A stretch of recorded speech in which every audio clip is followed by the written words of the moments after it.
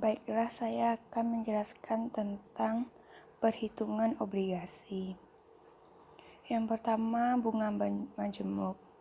Perkembangan situasi di mana seseorang manajer portofolio menerima 9 juta, dia berjanji untuk membayar kembali uang 7 tahun kemudian dengan bunga majemuk sebesar 14% setengah tahunnya.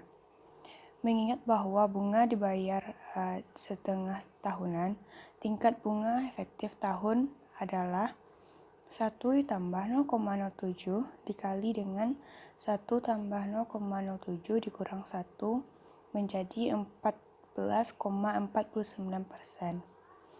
Rumus untuk menghitung jumlah yang harus dibayar dalam waktu 7 tahun adalah S sama dengan P 1 tambah R, di mana P itu yaitu kepala sekolah, yang S jumlah pada saat jatuh tempo, R tingkat bunga per tahun, dan N periode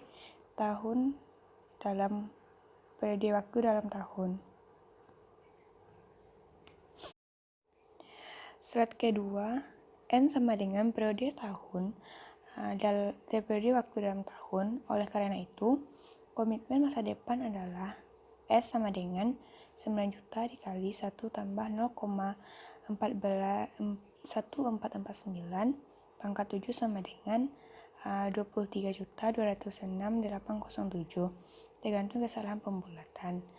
Ini diringkas sebagai investasi sekaligus 9 juta, bunga setengah tahunnya 14%, periode investasi dalam tahun 7, komitmen masa depan 23.206.807.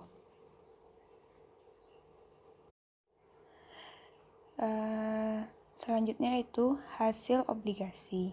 Nilai investasi akan tergantung pada pengembalian yang dihasilkan untuk obligasi. Ukuran pengambilan yang paling penting adalah imbal hasil. Ada beberapa cara untuk menghitung imbal hasil obligasi.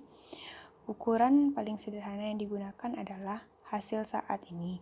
Ukuran ini menilai pengembalian uang tunai yang dihasilkan oleh investasi atas harga tunai, atau secara sederhana pengembalian yang dihasilkan dari uang yang diinvestasikan dengan asumsi bahwa harga tetap konstan. Rumusnya hasil saat ini kupon tahunan dibagi harga obligasi dikali dengan 100. Selanjutnya harga hasil obligasi sehingga tahun jatuh tempo pada dasarnya adalah tingkat diskonto yang menyamakan harga obligasi dengan nilai sederhana sekarang yang dihitung dari arus kas atau pembayaran kupon dan pokok atau jumlah penebusan. Ini adalah tingkat internal return yang dihasilkan oleh arus kas obligasi. Secara umum, imbal hasil mengacu pada imbal hasil obligasi hingga jatuh tempo atau imbal hasil penebusan bruto. Rumusnya yaitu harga obligasi saat ini C per 1 tambah Y tambah C per 1 tambah Y pangkat 2 tambah C 3 per 1 tambah Y pangkat 3 dan seterusnya. Di mana C itu kupon yang dibayarkan, CT itu kupon yang dibayarkan pada akhir periode waktu. Penilaian obligasi. Dalam 7 tahun, obligasi akan memiliki 10 tahun hingga jatuh tempo. Manajer portofolio kemudian akan menjual obligasi untuk memenuhi komitmen di masa depan. Menilai ini perlakuan obligasi sebagai dua sekuritas terpisah. 1. Sebuah anuitas setara dengan pembayaran kupon selama setengah tahun. 2.